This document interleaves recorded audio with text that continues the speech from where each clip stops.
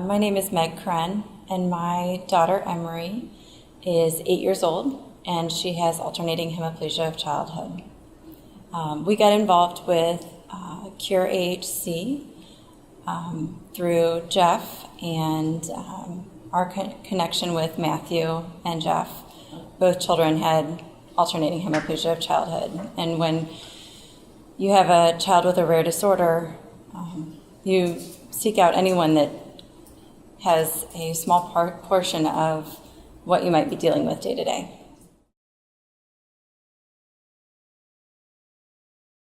Emory is 8 years old, so we have lived with the disorder since she was born. I'm a nurse in the neonatal intensive care unit in St. Louis, Missouri, and I recognized hours after she was born that she had movements that resembled a seizure. So we spent the first 13 months of her life going through different testing to finally getting a diagnosis at 13 months old. From what we found, the biggest trigger for her is when she gets a cold. She's more prone to have an AHC episode. Emory usually presents with full body paralysis.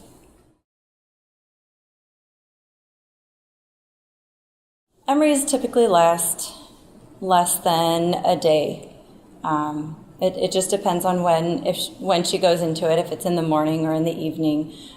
She's usually back to her baseline by the next day, but she may have some residual weakness.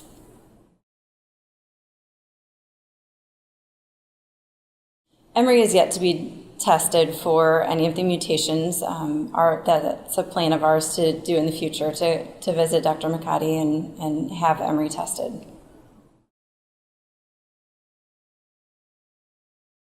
Every day is a joy with Emory. I would say every minute is different, but she allows us, she always has a smile on her face. Sometimes we struggle in the morning getting dressed.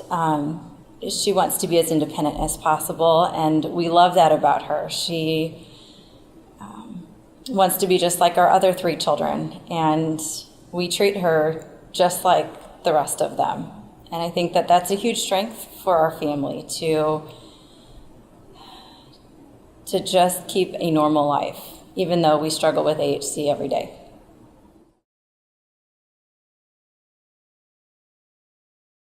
So when we were unsure of our diagnosis before AHC, Emory was trialed on probably 4 or 5 different seizure medications, and all of them were proven not to work. So, once we got the diagnosis at 13 months old, we were able to wean her off all of those seizure medications, and we actually saw great improvement in her developmental progress.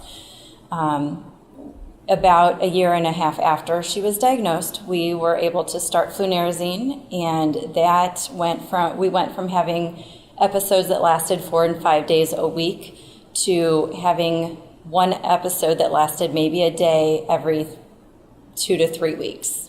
So it was definitely life-changing for our family and for her development.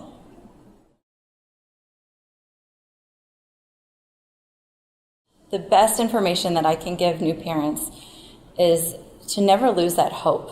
We are in such a critical time right now with new research, and I think it's just important that we are advocates for our children, and that you can never lose hope that we will find a cure and that we will beat this.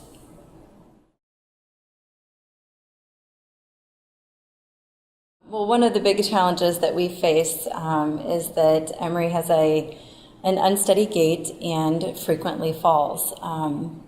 This has led us to get 5 sets of stitches in her chin, and we never know if this is going to be the last one. So I think that's an unusual thing for our family to it's just uncertain. AHC is always uncertain.